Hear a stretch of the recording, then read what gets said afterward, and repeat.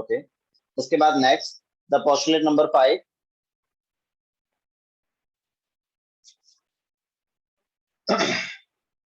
योगा था note down बेटा. Yes, sir. Okay,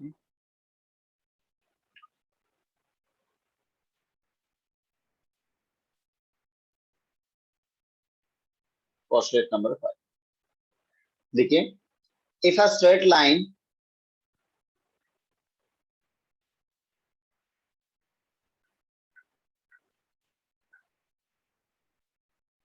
if a straight line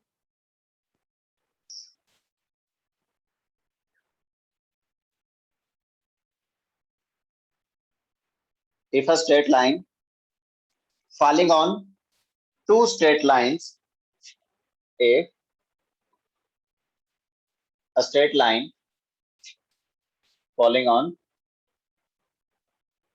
two straight lines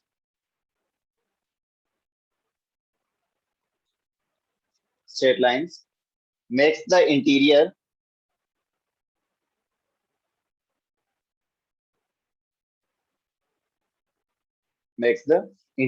angles on the same side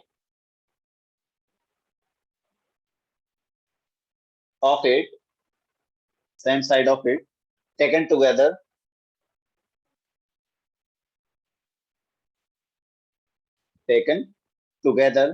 less than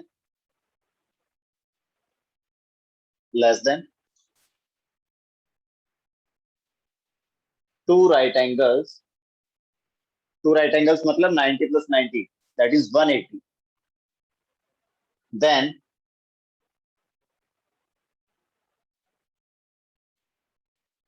two straight lines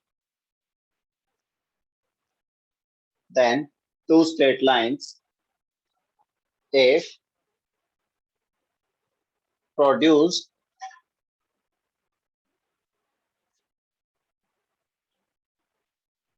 infinitely meets on that side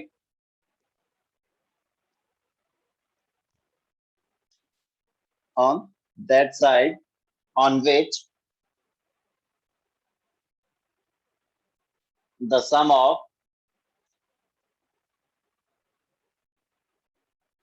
the angles is less than two right angles.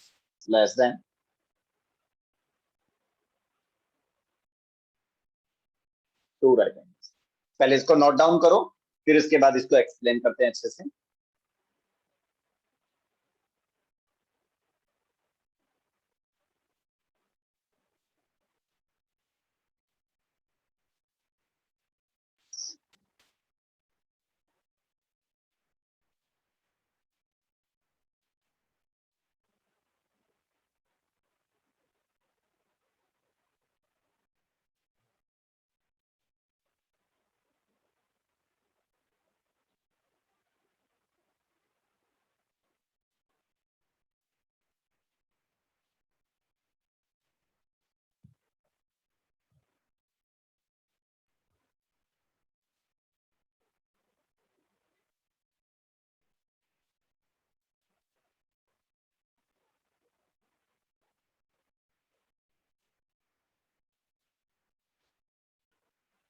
Clear हुआ बेटा ये?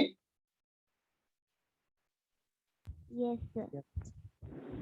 Sir, done. Okay, तो यहाँ पे देखिए भाई, statement ये कुछ समझ में आया क्या? Yes, sir. लैंग्वेज थोड़ी सी टिपिकल हो गई, लेकिन चलो कोई बात नहीं. जैसे अपने पास में कोई भी दो स्ट्रेट लाइंस गिवन है, राइट? ये अपने पास कोई भी दो स्ट्रेट लाइंस गिवन है, इस टाइप से मान लो ये कोई भी दो स्ट्रेट लाइंस गिवन है, और ये कोई भी एक लाइन इसको कट करके जा रही है. ओके, ये कोई भी एक लाइन इसको क्या करके जा रही है? कट करके जा रही है.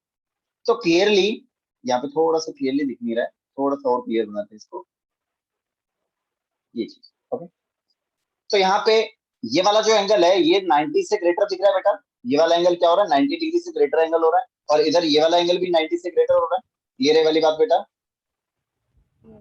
ओके, तो अपन क्या करें कि वो जो भी दोनों एंगल है वो कैसे हो जाने चाहिए, less than two right angles.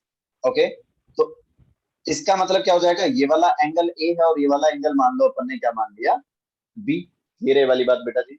और यहाँ पे अपन ने क्या बोल दिया, the angle A plus the angle B is less than the two right angles, clear है वाली बात बेटा जी? Yes, sir. then two straight lines if produce infinitely, तो इन लाइंस को अगर मैं infinitely प्रोड्यूस करूं, इधर भी प्रोड्यूस कर दिया अपन, इधर भी प्रोड्यूस कर दिया। ओके, तो ये मीट कहां पे करेगी, meet on that side on which the sum of angles is less than two right angles. इधर वाले एंगल्स का हुआ था बेटा, ये जो भी एंगल्स है इनका जो सम है वो less than two right angle हुआ था, दैट मीन्स Yes. ये दोनों लाइनें जो है वो इसी साइड में मीट करेंगी। देख लीजिए इधर ही मीट कर रही है, Yes, sir. क्लियर है वाली बात बेटा अच्छे से? Yes, sir. ओके, ये वाला पॉइंट क्लियर हुआ अच्छे से? Yes, sir. ओके,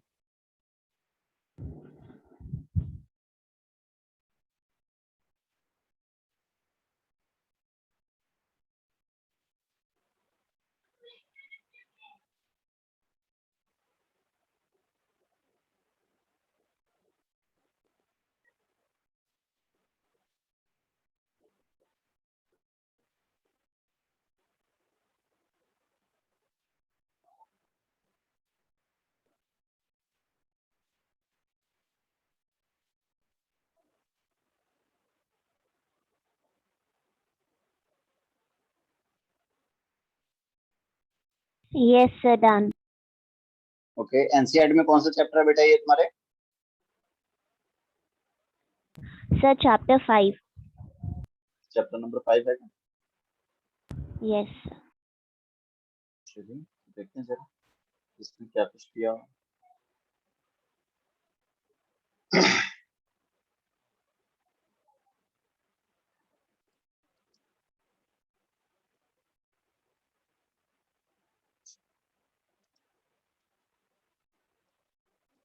शायद इतना कुछ ही दिया हुआ है, बाकी और चेक कर लेते हैं अगर कुछ और दिया हुआ हो तो।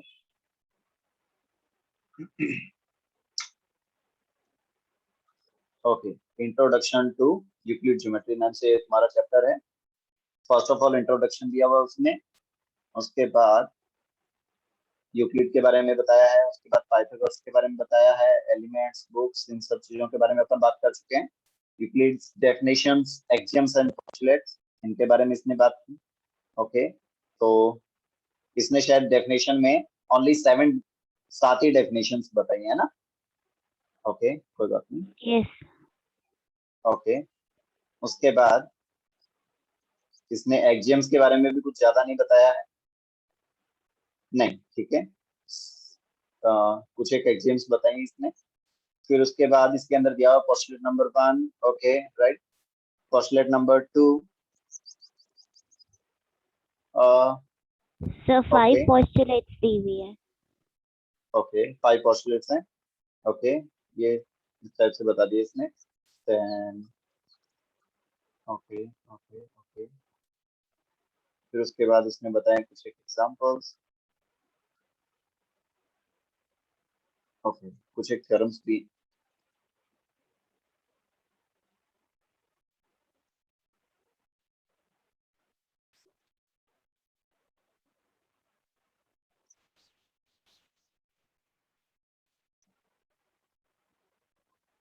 ओके, चलिए बेटा, उसके बाद नेक्स्ट अपन बात करते हैं। इसमें एक एक्सियम भी दिया हुआ 5.1 नाम से,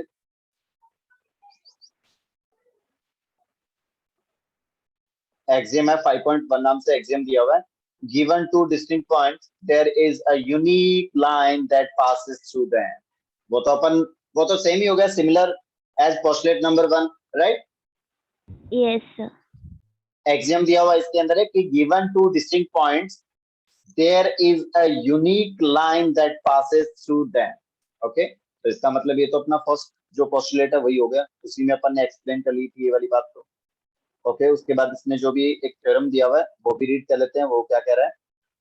थ्योरम अपने पास गिवन है, theorem is to distinct lines can not have more than one point in common. Okay, बिल्कुल, तो ये लिख लीजिए, थ्योरम लिखिए बेटा। थ्योरम को तो अपन क्या है कि प्रूव भी कर सकते हैं। ओके, तो इसमें लिखिए to distinct lines can not have more than one point in common.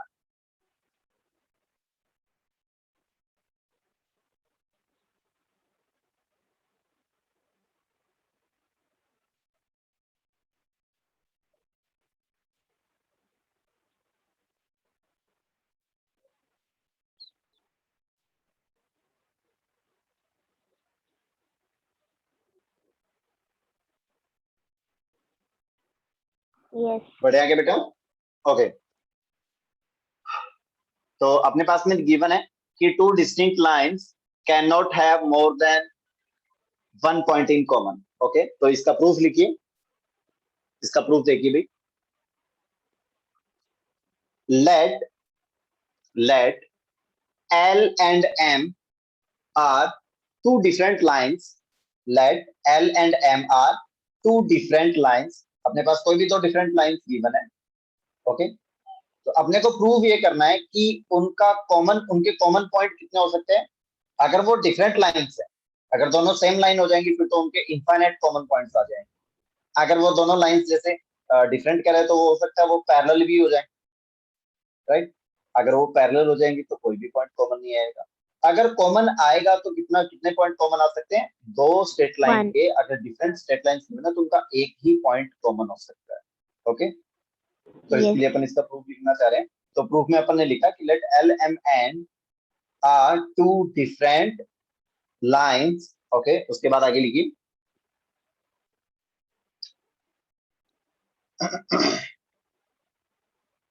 let these lines intersect, these lines are intersect in two different points, in two different points A and B.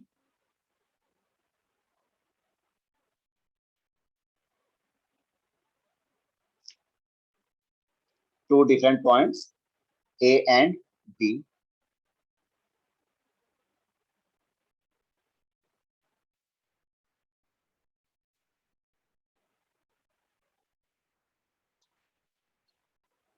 Clear है वाली बात बेटा जी। Yes, sir. Okay, तो अपन ये कहना चाह रहे हैं कि L is passing through, L is passes through A and B, Yes, sir. क्योंकि अपन कह रहे हैं कि L and M both are intersect at two different points A and B, तो A और B पे वो दोनों लाइनें इंटरसेक्ट कर रही है। इसका मतलब L लाइन जो है वो A और B दोनों पॉइंट से पास हो रही है। Okay, and M is also passes through A and B. A and B। Clear है बेटा जी। Yes, sir. आगे लिखिए। So this assumption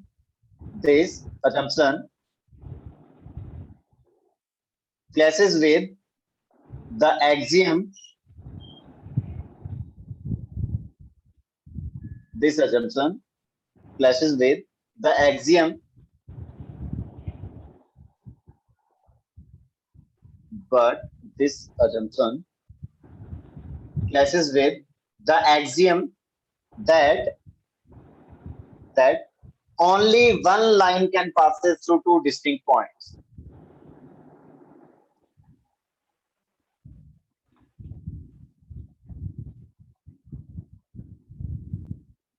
but this assumption clashes with the axiom that only one line can passes through two different points. मेरे वाली बात बेटा जी. Yes. That means अपन ने जो भी assume किया था वो क्या है? Wrong. Wrong. तो इसमें लिखिए so the assumption that we started with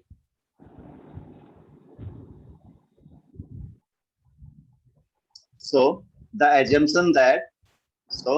assumption that we started with is wrong.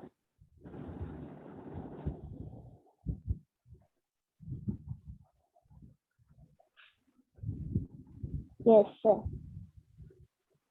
So we conclude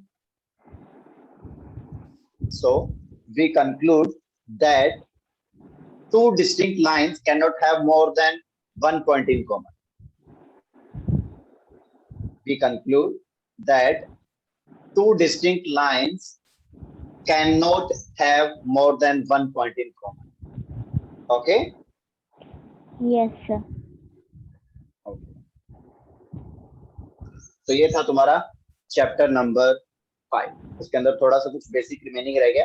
तो अब तुम्हारा जो होमवर्क रहेगा that is exercise number 5.1 of NCERT. Okay? Yes, sir. ओ चलिए, तो यहाँ तक समझ में आया अच्छे से. किसी को कोई भी डाउट है तो बोलो बेटा. No, sir. कोई डाउट नहीं है? चलिए बेटा, ठीक है बेटा. तो बाकी की कहानी देखेगा अपन नेक्स्ट क्लास में. तब तक के लिए बाय बाय, टेक केयर. सब लोग अपना अपना ध्यान रखें. मस्त रहे, बढ़िया से पढ़ाई करें. Okay? Yes, sir. Okay, bye बेटा. Bye, sir.